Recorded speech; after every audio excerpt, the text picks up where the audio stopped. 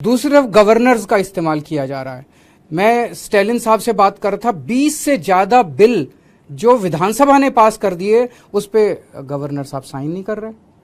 केसीआर साहब ने अभी कल सुप्रीम कोर्ट में केस किया है कि हमारे बहुत सारे बिल गवर्नर लेके बैठे हैं, उस पे साइन नहीं कर रहे। पिनरई विजयन साहब के कई सारे वाइस चांसलर्स की नियुक्ति उन्होंने रद्द कर दी। ऐसे चुनी हुई सरकारें कैसे? ममता दीदी परेशान है, नीतीश कुमार जी से मैं बात कर रहा था, वो परेशान है। दिल्ली के लेफ्टिनेंट गवर्नर समझते हैं कि सुप्रीम कोर्ट और संविधान को वो मानते ही नहीं है, वो खुलेआम कहते घूम रहे हैं कि मैं सुप्रीम कोर्ट और संविधान। ऐसे देश कैसे चलेगा? देखिए, इस वक्त देश प्रधानमंत्री जी की जो कार्यशैली है वो ये हो गई है कि देश के अंदर किसी भी राज्य में अगर विपक्ष की बीजेपी के अलावा किसी सरकार होगी तो उस सरकार को काम नहीं करने देंगे। ये बहुत ज़्यादा खतरनाक है। प्रधानमंत्री किसी भी देश के एक फादर फिगर की तरह होते हैं।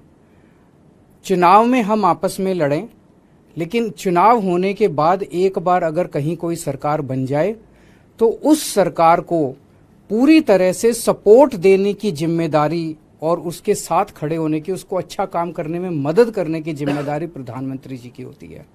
लेकिन हमारे देश के प्रधानमंत्री जी ने ठान लिया है कि अगर बीजेपी को वोट नहीं दोगे, कोई और सरकार बनाओगे तो उस सरकार को किसी भी हाल में काम नहीं करने देंगे।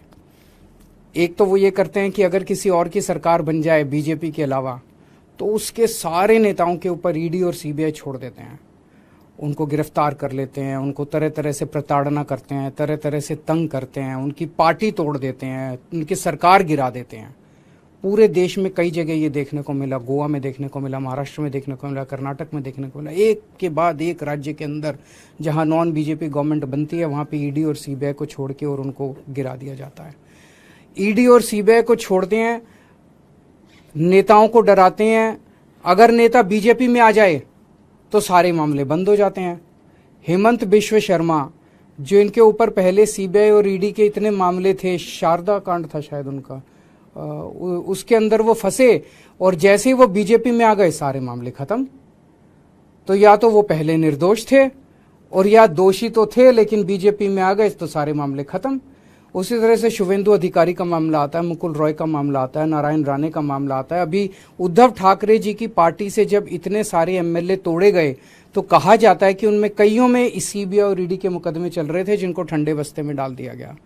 तो सीबीआई और ईडी का इस्तेमाल भ्रष्टाचार के खिलाफ के लिए नहीं कर रहे, सीबीआई और ईडी का इस्तेमाल कर रहे हैं चुनी हुई सरकारों को गिराने के लिए और दूसरी विपक्षी पार्टियों को तोड़ने के लिए।